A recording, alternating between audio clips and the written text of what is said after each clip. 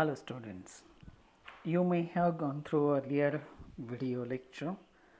This video lecture is going to be in sequence to earlier video lecture.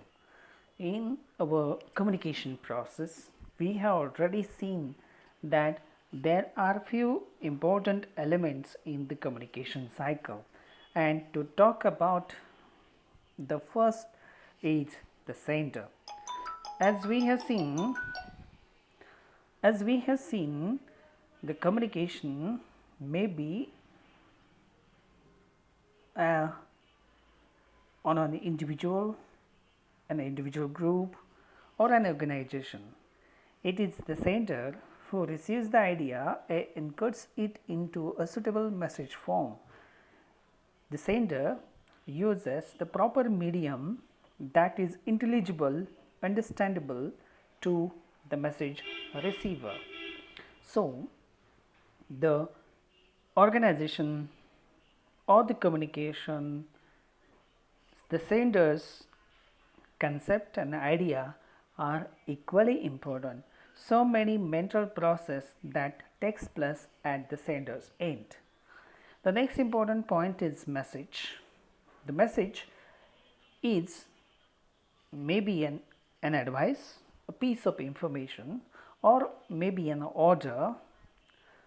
The sender who conceptualizes the information message to put in words, he means the choice is made by the sender at his end to encode his message in the language form, in the picture form, in gestures, in the sign form, in the symbol form, or in a written form, whatever. He puts his message in a particular medium, and that is the process, that is encoding process, that takes place at this level. So, we have this particular process that takes place at the sender's end. Next is the medium, means which channel that the sender uses. The channel or the medium may be in the letter form, in the oral form, in the visual form, just like cartoon pictures and gestures. Oral form means its use of telephonic talk or face-to-face talk, or recording his message, just like I am using right now. So, this medium is decided by the sender, uses the same medium that is to be understood by the listener or the message receiver. So, he thinks about the listener's ability to understand the message. Suppose if I am right now recording this message, or whatever I have to communicate or teach you in the communication concept in respect to business communication, I am using language. I am using the medium to communicate my information, whatever subject content, to you in the form of language. So, language is the medium. What I wish to communicate, I am encoding in the proper use of language. So, all these things are taking place here. At the same time, you can see whatever points or whatever elements of communication in front of your screen. So, on the screen, you can see the points that are reflected here. See, next important point is that it's the receiver. In the communication process, the receiver needs to be there. If no one is there, so it becomes difficult to whom to communicate. Okay, म्हणजे रिकाम्या वर्गामध्ये जर एखादा शिक्षक शिकवत असेल तर he will be called as a mad one, because no one is there. So there should be a receiver, at least one receiver, to get the communication across. So message receiver is equally important in the communication cycle. Next important point that you must understand here is that the receiver who decodes the entire process, means its ability, his pre-existent knowledge of language is used to interpret the message. Suppose in the communication process, if you have to understand my subject or the subject content, you use your pre-existent knowledge of English. If you have enough understanding in English language, store of words and proper knowledge of English, you can interpret my subject, my content with the help of your understood, say, so-called words. Those who are not able to understand English, they will find it a bit of difficult. Okay, so they can use the reading, they can use my Marathi. Okay, so I am using both of these languages to get my message across to you. मला हा आपला माझा विषय शिकवण्यासाठी किंवा मला जे सांगायचं आहे ते तुमच्यापर्यंत पोहोचवण्यासाठी मी दोन्ही भाषेचा वापर करतो.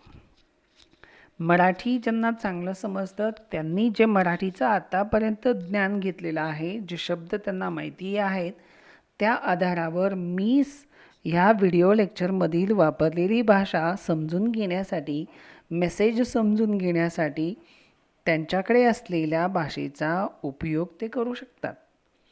आणि म्हणून ही जी प्रोसेस आहे ही तुम्ही कानाद्वारे ऐकल्यानंतर, मेंदूमध्ये तुमच्या गेल्यानंतर त्या शब्दांवर प्रोसेस ही तुमच्याकडे होत असते, रिसिव्हरकडे होत असते आणि मिळालेल्या संदेशाचं, मिळालेल्या माहितीचं, जे सर्व काही आपण ऐकतो त्या सर्व मिळालेल्या मेसेजचं, इन्फॉर्मेशनचं अंडरस्टँडिंग हे आपल्याला तुमच्या असलेल्या ज्ञानाच्या आधारे, तुमच्या असलेल्या मेंटली प्रिपेअर्डनेस, तुम्ही मानसिक किती तयार आहात त्याच्या आधारे तुम्ही त्या पाठ्यांशाचं, ते ऐकलेल्या गोष्टींचं समजून घेण्याचं काम आणि त्याचा अर्थ लावण्याचं काम ते तुमच्याकडे करत असतात.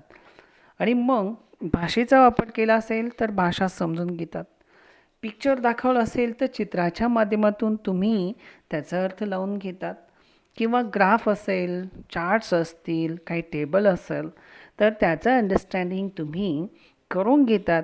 आणि ही जी प्रोसेस जेव्हा रिसिव्हर आपल्या बाजूने करतो त्याला डिकोडिंग प्रोसेस असं म्हटलं जातं. आणि म्हणून the receiver डिकोड्स the message. It is not at this level. नुसतं डिकोडिंग करून चालणार नाही, तर आपल्याला त्या ठिकाणी काही गोष्टींचा विचारही करावा लागतो. आणि म्हणून सेंडर हा नेहमी सातत्याने ह्या गोष्टीचा विचार करतो की तिथे कुठलाही प्रकारचं नॉईस नको आहे. सपोज नॉईज कोणता आहे का, जेव्हा आपण हे सगळं ऐकत असू तेव्हा आजूबाजूला होणारा आवाज असेल किंवा व्हिडिओ रेकॉर्डिंगमध्ये काही खरखर आवाज आला असेल किंवा इतर काही आवाज आला असेल तर हे सगळं नॉईज ह्या रूपामध्ये आपल्याला पाहायला मिळतं. टेक्नॉलॉजिकली जर इंटरनेट कमी असेल आणि व्हिडिओ डाउनलोड होत नसेल, it may be called technical snag, it may be called noise. Okay, so like this. किंवा कम्युनिकेशन होत असताना, टेलिफोनवर बोलत असताना मध्येच कसला तरी आवाज येत असेल जो बाहेरचा असेल किंवा टेक्नॉलॉजीमधील असेल, it is called as a noise. म्हणून याचीही त्या ठिकाणी तीव्रता आपल्याला नेहमी जाणवते. आणि म्हणून कम्युनिकेशनच्या एकंदरीत प्रोसेसवर जो मेसेज आहे त्या मेसेजवर डायरेक्ट परिणाम करणारा घटक म्हणून नॉईज याचीही काळजी आपल्याला कमी घ्यावी लागते. म्हणून मेसेज जेव्हा आपण सेंड करत असतो तेव्हा आपण हे बघायचं आहे का आपलं कम्युनिकेशन चांगल्या पद्धतीने दुसऱ्या व्यक्तीपर्यंत पोहोचण्यासाठी नॉईज हा आपल्याला कमी करावा लागेल. आणि म्हणून नॉईज हा आपण कमी करून आपण ही एंटायर कम्युनिकेशन प्रोसेस अतिशय चांगल्या पद्धतीने बनवता येईल. पुढचा जो पार्ट आहे म्हणजे डिकोडिंग केल्यानंतर सर्वात महत्त्वाचा भाग असा आहे का ह्या ठिकाणी कम्युनिकेशन ही एकाच मार्गाने होणारी प्रक्रिया नाही आहे. It's a two way process. Communication is a two way process. आणि ह्या टू वे प्रोसेसमध्ये आपल्याला कम्युनिकेशन हे दोन्ही मार्गाने असतं. आणि म्हणून आपण त्या ठिकाणी फीडबॅक जो आहे तो फीडबॅक द्यायचा आहे. So what type of feedback that we wish to give. सो जो असेल तो. आता मी तुम्हाला विचारलं किंवा हे लेक्चर संपल्यानंतर मी तुम्हाला सांगितलं का what ever you have understood you got it or not. तुम्हाला सांगितलेलं शिकवलेलं समजलं आहे की नाही याचा रिस्पॉन्स जर तुम्ही मला देत असाल तर तो फीडबॅक आहे. म्हणजे माझा मेसेज तुमच्यापर्यंत पोचला किंवा नाही हे कधी कन्फर्म होईल मला समजेल जेव्हा मी तुमच्याकडून फीडबॅक घेईन. तर हे फीडबॅक चॅनल हे तेही तितकंच महत्त्वाचं आहे आणि म्हणून कम्युनिकेशनच्या या एंटायर प्रोसेसमध्ये आपल्याला फीडबॅक हा अतिशय महत्त्वाचा भाग म्हणून आपल्याला पाहायला मिळेल. मग फीडबॅकची आवश्यकता काय आहे. Why feedback is more important that we have to study here. So what is the feedback? It's a transmission of intelligible response or reaction from the sender's encoded message by the receiver to the sender. म्हणजे जे काही आपल्याला response आपल्याला information मिळालेली आहे जी सेंडरने encode केलेल्या मेसेजमधून मिळालेली आहे त्याच्यासाठी आपण एक रिस्पॉन्स म्हणून देत असतो. म्हणजे एन्कोडेड मेसेजलाच आपण जर रिस्पॉन्स देत असू सेंडरला तर याला फीडबॅक असं आपल्याला म्हणता येईल.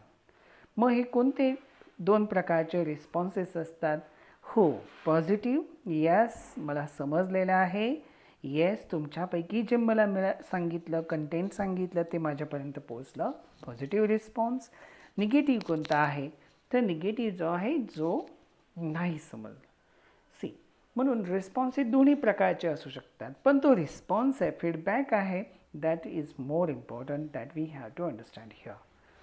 जर आपण हा रिस्पॉन्स तोंडी देत असू ओरल कम्युनिकेशन असेल समोरासमोर आपण चर्चा करत असू टेलिफोनवर बोलत असू मोबाईलवर बोलत असू तर आपल्याला लगेच कळतं तिकडचा व्यक्ती काय उत्तर देतो कसं बोलतो त्याच्यामधून फीडबॅक येत असतो.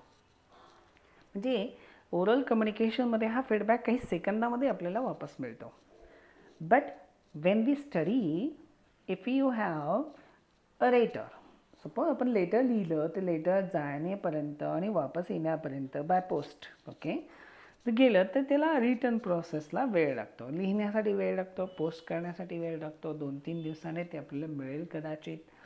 सो किंवा लॉकडाऊनच्या काळामध्ये ते उशिराही मिळू शकतं. So like this.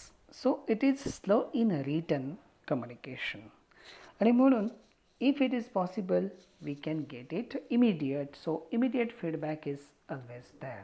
Okay it is very much fast in oral communication as well as face to face communication. जेव्हा आपण वर्गामध्ये असू हा प्रश्न सहज समोराच लगेच बसलेल्या विद्यार्थ्यांना विचारता येतो का मी सांगितलेलं तुम्हाला पोचलं का आणि म्हणून हे आपल्याला पाहायला मिळतं. ओके सी आता रिटर्न कम्युनिकेशनमध्ये हा फीडबॅक आपल्याला स्लो आहे पण ओरल कम्युनिकेशनमध्ये फास्ट आहे हे आपल्याला इथं समजेल. See next important point is how we have to go in the next topic. Okay, see we will go through these things. Okay, why communication that we needs to study here. As we have seen communication has emerged over this contemporary period and in this contemporary or say age we are moving in a vast speed. The technological advancement at the same time the competitions the corporate and global world at the world stage. Communication has emerged as a very say important concept in the corporate and global world. Each and every business transaction is tuned and dependent on communication medium because we have seen that in the corporate world human resource is at the center. Machine कधीच काम करत नाही. मशीनवर व्यक्ती माणूस जो आहे मनुष्य हा सर्वात महत्त्वाचा घटक आहे. ह्युमन रिसोर्स महत्त्वाचा घटक आहे. मनुष्य आपला स्किल वापरतो आपलं ह्युमन रिसोर्स वापरतो, आपली बुद्धीचा वापर करतो आणि आपलं कर्तव्य, काम हे सर्व मशीनवर करत असतो. म्हणून human being is more important and human being who works. So human being needs to be communicated. मग कंपनीच्या असतील, ट्रेड ऑर्गनायझेशन किंवा ऑर्गनायझेशन कुठलेही असेल, त्या ऑर्गनायझेशनला आपल्या कर्मचाऱ्यांपर्यंत पोचावं लागतं, त्याच्याशी कम्युनिकेशन करावं लागतं, त्याला काही सांगावं लागतं, ऑर्डर्स द्यावे लागतात की हे काम असं करायचं आहे, ते काम या पद्धतीने करायचं, ह्या पद्धतीने सुधारणा करायची, त्याच्यातल्या चुका ह्या पद्धतीने कमी करायच्या आणि हे काम आपल्याला करायचं आहे. या ज्या ऑर्डर्स आहेत, हे जे ॲडवायसेस आहेत, हे ज्या सजेशन्स आहेत, all this information can be say provided only through communication, and that is what communication is very important in the organizations. Why such organizations are giving importance to communication? Now these days we have seen, so during the lockdown period we have seen the communication has gone down, machines and everything was standstill, no one was operating, and human beings were, say, uh, restricted within the compounds and within the boundaries of their household. So all these lockdown situations that we have seen have brought the utter loss of communication. So there was another channel that was opened, and it was only through the mobile and internet communication that was only possible things. Electronic media was also there. So like this we have seen communication channels that are opened. So in the corporate and in the business world, why communication has achieved that key plus key concept? Because communication is an integral part of business. Without communication, the business transaction, the transaction within the organization, all those trade related, work related activities cannot function efficiently unless there is a communication. So that is what communication is very important key concept. At the same time, communication, as we have seen, needs to be made to the client, customers. Okay, organizations do have bankers, organizations do have customers, organizations do have their workforce, human resource. Okay, organizations do have their marketing agencies, advertising agencies, funding agencies, banks, and all other distribution channel. So all these agencies are there. So the organization needs to communicate each of these agencies to expand and sell out and advertise their products, and that is what all this client communication needs to be made, and that is what communication has that key plus key concept in the organizations. Then there are other stakeholders and shareholders. The stakeholders and shareholders are also part of our communication. So communication to stakeholders. So who are the stakeholders? So we have shareholders also. Okay, Bombay Stock Exchange or National Stock Exchange. We have shareholders and stakeholders. Distributors are there, retailers are there. At the same time, the consumers are also there. So the communication needs to made to the stakeholders, and that is what, without proper understanding, the business organization may fail. It will collapse. So communication channels should work efficiently to communicate all these aspects. Communication has the key role to play in internal communication. Internal means within the organization. Means there are various say so-called hierarchy of the human resource. See, व्यावसायिक संघटनांमध्ये वेगवेगळ्या स्तरावर वेगवेगळे कर्मचारी काम करत असतात. हे कर्मचारी कोण आहेत? So all those human resource that we see right from the board of directors, we have managers, we have supervisors, we have again managers, departmental heads, peons, clerks, all those needs to be communicated. It's an internal part and parcel of the organization that needs to be communicated, and that is what internal communication is very important. At the same time, we have seen its competitive employment market. See, the employment market has grown very efficiently.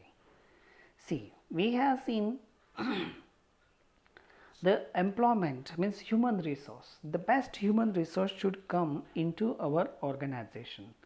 If the if we have seen the employment organization is not there, then it becomes very difficult for the organization to increase their production and at the same time to increase their so called income, sale and everything. So the best human resource should be with our organization.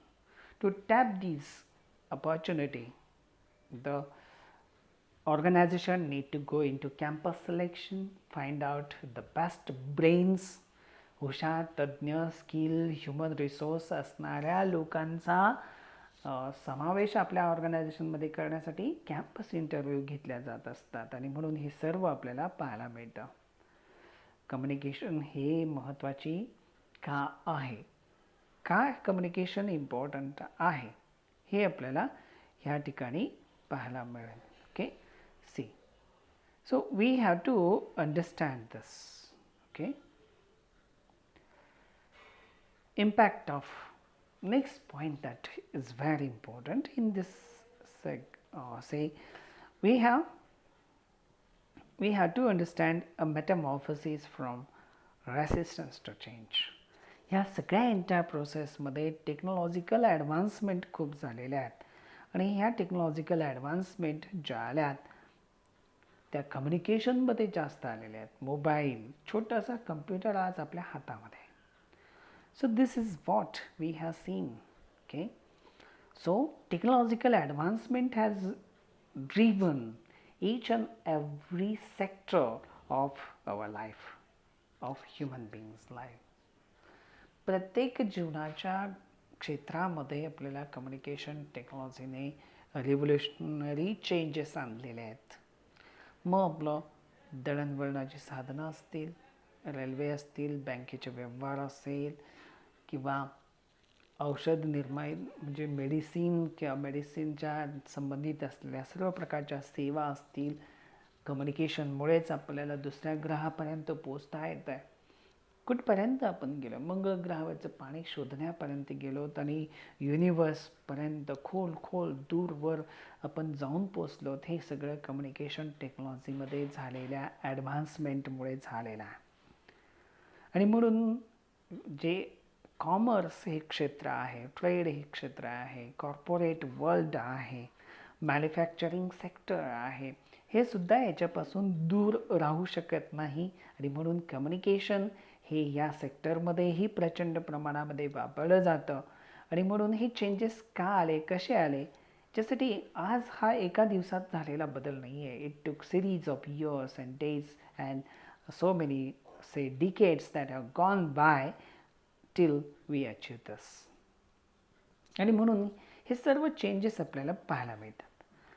काही काळापर्यंत आज आपल्याला पाहायला मिळतं का computer न येणारे लोक हे भरपूर होती. जे ओल्ड एजमधले आहेत अशा कर्मचाऱ्यांना कम्प्युटर्स हे वापरता येत नाही. पण आता त्यांना स्वीकारावं लागतं आहे कारण सगळं जग आजूबाजूचं बदलतं आहे, आपल्याला बदलायला हवं.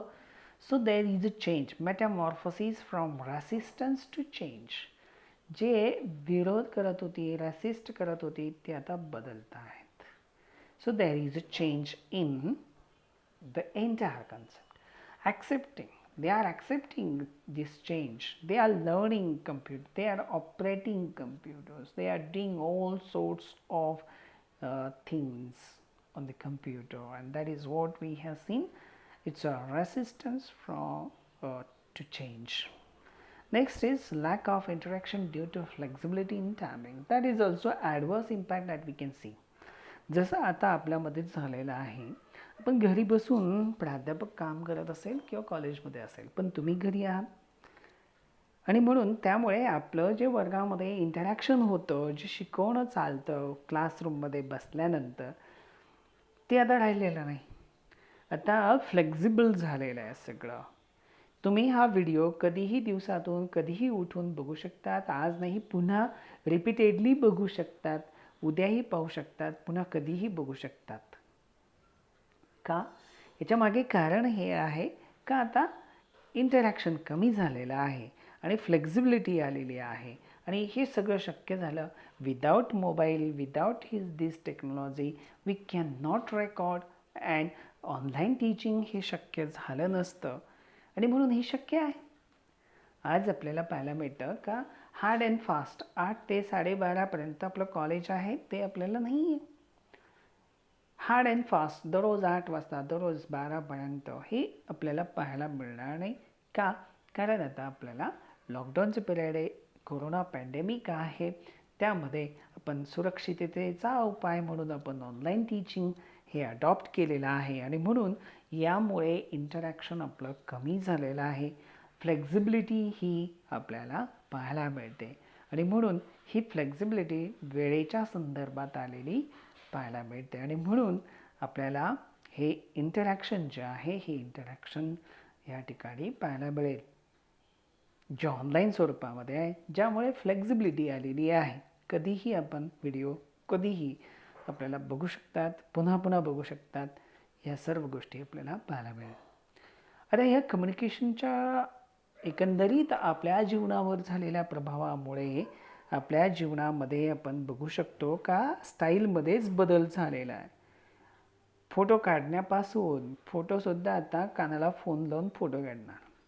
आता ते पण मागे पडलं आहे. अशा लोकांचं आता आपल्याला हसू येतं. जीवनाचे पूर्ण स्टाईलच बदलून गेलेली आहे. स्पीड आलेला आहे जीवनामध्ये जगण्यामध्ये. डिसिजन मेकिंगमध्ये स्पीडचा आणि ह्या कम्युनिकेशनचा उपयोग होतो. तत्परता ही आपल्याला लगेच डिसिजनमध्ये घेता येते, होणारं नुकसान टाळता येतं, लवकरच आपण सावध होत असतो. रिस्क मॅनेजमेंट हे आपल्याला कम्युनिकेशनमुळे पाहायला मिळतं आणि म्हणून ही एंटायर जीवनाचं जी आपली शैली आहे त्या शैलीवरच याचा प्रभाव पडलेला पाहायला मिळेल. पुढे या कामामुळे हे झटपट होणाऱ्या कामामुळे कार्यक्षमता वाढली. क्विक आपण काम झटपट प्रोसेस करू शकतो. बँकेचे व्यवहार झटपट आपल्याला कळता येतात. अनेक प्रकारचे व्यवहार झटपट आपल्याला कळता येतात. मेसेजच्या माध्यमातून, ईमेलच्या माध्यमातून, व्हॉट्सअपच्या माध्यमातून आपल्याला सहज मेसेज दुसरीकडे पाठवता येतो. डाटा शेअर करता येतो. ज्या डाटावर आणि ज्या पत्राच्या आधारावर काही निर्णय आपल्याला घ्यायचे असेल ते आपण झटपट घेऊ शकतो आणि म्हणून ही सगळी एफिशियन्सी, कार्यक्षमता वाढलेली, प्रचंड प्रमाणात वाढलेली पाहायला मिळते आणि म्हणून ह्या टेक्नॉलॉजीमुळे हा कम्युनिकेशनवर झालेला परिणाम पाहायला मिळेल. आज आपल्याला कुठल्याही प्रकारची माहिती ही इंटरनेटच्या माध्यमातून सहज उपलब्ध होते. जी इन्फॉर्मेशन आहे ती सहज आपल्याला अवेलेबल होत असते आणि ह्या इन्फॉर्मेशन ह्या आपल्याला पाहायला मिळतात. ही इन्फॉर्मेशन ही वेगवेगळ्या माध्यमातून, इंटरनेटच्या माध्यमातून मिळते, डाटा शेअरिंगच्या माध्यमातून मिळते, त्याचबरोबर व्हॉट्सअप आहे, ईमेलच्या माध्यमातून आहे. अनेक प्रकारची इन्फॉर्मेशन ही आपल्याला सहज उपलब्ध होत असते आणि म्हणून ह्या अनेक गोष्टी ह्या आपल्याला पाहायला मिळतील. एकंदरीतच प्रत्येक व्यवहारामध्ये 20-25 वर्षापूर्वीचे बँकेचे व्यवहार आणि आज होणारे बँकेचे व्यवहार यामध्ये प्रचंड बदल पाहायला मिळतो. मॅन्युअली जे काम होत असे बँकेचे ते आता सर्व ऑनलाईन झाले आहेत. कोर बँकिंग झाल्यात. ATM सारखी सुविधा आपल्याला त्यामुळे पाहायला मिळते. POS ऑनलाईन ट्रान्झॅक्शन्स आपल्याला पाहायला मिळतात. गुगल पे, ज्यासाठी आपल्याला बँकेत प्रत्यक्ष जाण्याची गरज नाही. फोनपे असतील, गुगल पे असेल. सो ह्या सगळ्या एकंदरीत व्यवसायामुळे परिणाम झालेला पाहायला मिळतो. हार्ड किंवा चेकने ट्रान्झॅक्शन किंवा प्रत्यक्ष व्हिजिट करून ट्रान्झॅक्शन हे आपल्याला कमी झालेले पाहायला मिळतील. आणि म्हणून हे सर्वच गोष्टींमध्ये घरी राहून काम करता येतं. बघा, म्हणजे एकंदरीत आमचं शिकवण्याचं काम, आमचे ड्युटीज, आमच्या रिस्पॉन्सिबिलिटीज ह्या आम्ही घरी राहून करू शकतो. वर्क फ्रॉम होम ही सुद्धा आपल्याला पॉलिसी लागू करता आली only with the help of communication technology. आजकाल आपल्याला पाहायला मिळतं घरी राहून आपल्याला काम करायचं आहे तर मोबाईलची गरज वाटायला लागली, डाटा इंटरनेटची गरज वाटते, त्याचबरोबर कम्प्युटर, लॅपटॉप्स यांची गरज वाटते. आणि बघायला मिळतं आज आपल्याला 2-3 महिन्यांमध्ये कम्प्युटरचे रेट्स हे दुपटीनं झालेले आहेत. म्हणजे जो कम्प्युटर आपण 20-25 हजारापर्यंत घेत असू त्याची किंमत आज मार्केटमध्ये 40-42 हजारपर्यंत आहे. See, so why this? Because this technology and impact of this. Okay, so कोरोनाचा इम्पॅक्ट म्हणा, पॅन्डेमिकचा म्हणा, कारण याची गरज आपल्याला वाटते. आणि म्हणून एकंदरीतच बिझनेस कशा पद्धतीने आपण ट्रान्झॅक्ट करतो त्यामध्ये संपूर्ण चेंज हा आपल्याला पाहायला मिळतो. आणि work from home he flexibility only communication टेक्नॉलॉजीमुळे शक्य आहे. स्पीड आलेला आहे कम्युनिकेशनमध्ये, प्रचंड स्पीड आहे. एकाच वेळेस आपण मीटिंग ऑर्गनाईज करून कम्युनिकेशनच्या माध्यमातून झूम ॲप असं आहे जिथं live, Google Meet, white code असे अनेक ॲप्लिकेशन्स आहेत, सॉफ्टवेअर्स आहेत जे मोबाईलमध्ये इन्स्टॉल करून आज आपण मीटिंग ऑर्गनाईज करू शकतो. कॉन्फरन्सेस ह्या फिजिकली न घेता ऑनलाईन कॉन्फरन्सेस, वेबिनार त्याला म्हटलं जातं, सेमिनारचे वेबिनार झालेत.